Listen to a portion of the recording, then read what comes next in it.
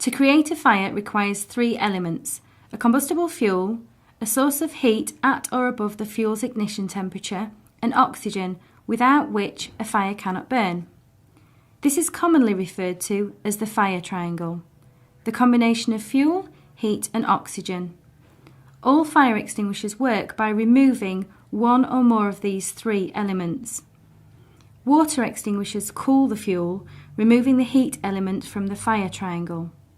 CO2 extinguishers replace the oxygen with carbon dioxide, removing the oxygen from the triangle. And both foam and powder extinguishers place a physical barrier between the fire and the oxygen in the air, again removing the oxygen element from the fire triangle. Both foam and CO2 have a cooling effect, but this has a minor impact on putting the fire out compared to the oxygen barrier they produce. Most fire extinguishers are available in two canister types, stored pressure or cartridge operated.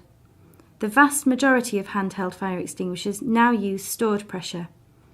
Cartridge operated extinguishers have a separate gas cartridge inside the main extinguisher cylinder, making it easier to recharge the extinguisher after use.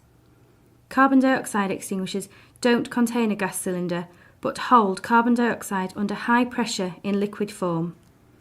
Operating a fire extinguisher could not be easier, and you will find instructions printed on all canisters made to British Standard EN3. To operate the fire extinguisher, first read the instruction on the canister. Next, check the recommended uses on the extinguisher ID sign or Know Your Extinguisher sign. Pull out the retaining pin.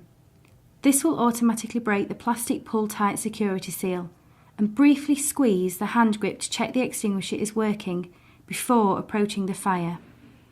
Then discard the extinguisher at the fire. The stored pressure forces the contents out of the discharge nozzle. Direct the extinguisher nozzle at the fire until the fire is completely extinguished. Releasing the grip will stop the discharge.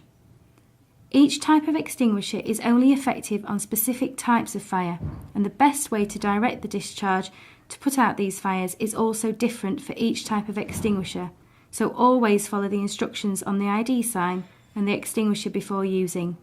And remember, when it comes to your safety, come to fireandsafetycentre.co.uk.